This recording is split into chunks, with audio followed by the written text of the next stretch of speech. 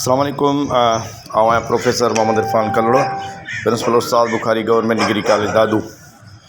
ही फुटेज आहिनि उस्ताद Bukhari degree college दादू जे अंदर जा।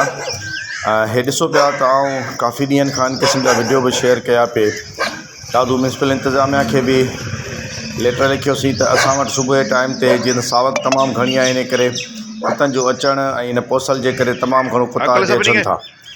ऐं तक़रीबन हींअर असां वटि फस्ट ईयर इंटर जा इम्तिहानी फार्म भरजनि पिया, जॾहिं त ग्रेजुएशन जा बि असां वटि इम्तिहान हलनि पिया।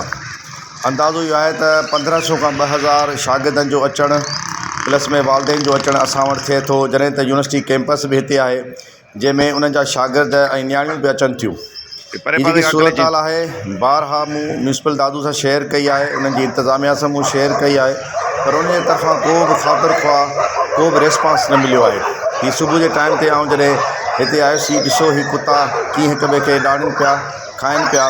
ख़ुदा न ख़ास्ता अगरि कंहिं शागिर्द खे खाइनि या कंहिं उस्ताद खे या असांजे अमले जे कंहिं मुलाज़िम खे अगरि हीअं ॾाड़नि त उन जा केतिरा भवाइटा नतीजा निकिरी सघनि था। हिकु त वैक्सीन जो फुक़दान पूरे सिंध जे अंदरि आहे, ऐं ॿियो त अहिड़ी सूरत हाल में अगरि कुता कंहिं माण्हू ते हमिलो कनि त यकीनन माण्हू जे मरण जा चांसिस बि थींदा आहिनि। हिकु दफ़ो ॿीहर दादू इंतज़ामिया ऐं स्पेशली म्यूनसिपल इंतज़ामिया खे बाख़बर करणु चाहियां थो त महिरबानी कयो हिन मामले में ताउन कयो।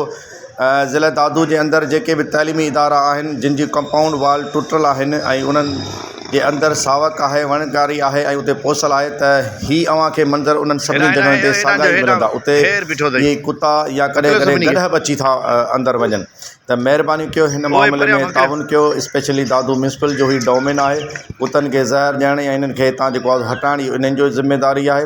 ऐं रोज़ानो ही मंज़र ॾिसंदो आहियां, महिरबानी कयो ताउन कयो। पाकिस्तान ज़िंदाबाद।